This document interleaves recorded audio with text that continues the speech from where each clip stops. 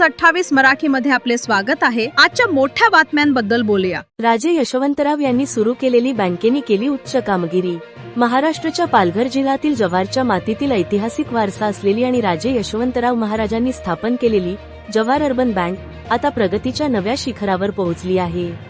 बँकेने 150 करोड रुपयाचा आर्थिक उच्चांक गाठला आहे। ही बँक 2014 मध्ये मोठ्या आर्थिक पेचात सापडली होती। तत्कालीन निष्क्रिय प्रशासनाने केलेल्या अनियंत्रित कर्जवाटपामुळे बँकेचा NPA 36% पोहोचला होता। सन 2022 पर्यंत बँक मोठ्या आर्थिक संकटात होती, ज्यामुळे बँकेचे अस्तित्वच धोक्यात आले होते।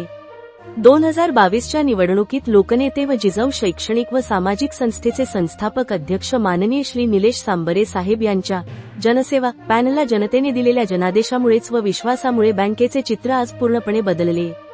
संचालक मंडळाने पदभार स्वीकारल्यानंतर प्रशासकीय सुधारणा, प्रभावी वसुली आणि पारदर्शक व्यवस्थापन यामुळे अवघ्या काही वर्षांत बँकेचा कायापालट झाला आणि बँकेला आर्थिक संकटातून वाचवणे शक्य झाले। मागील 2 वर्षांच्या प्रभावी कामगिरीची दखल घेत रिझर्व्ह बँक ऑफ इंडियाने जव्हार अर्बन बँकेला दशकभराच्या SAF निर्बंधातून मुक्त केले आहे।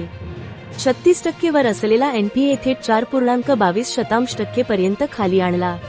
अत्यंत पारदर्शक कारभारामुळे नेट NPA आता 0% झाला आहे। एकूण नफा इंडियन रुपी 2.50 कोटींच्या पार पोहोचला असून ऑडिटमध्ये प्रतिष्ठेचे A श्रेणी रेटिंग प्राप्त झाले आहे।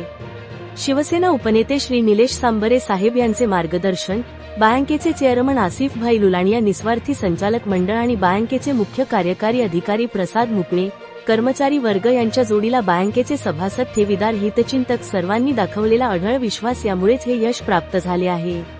संवाददाता पालघर ठाणे जिल्हा ब्युरो प्रणय प्रभाकर पाटील यांच्यासोबत सिकंदर मन्यार यांचा अहवाल।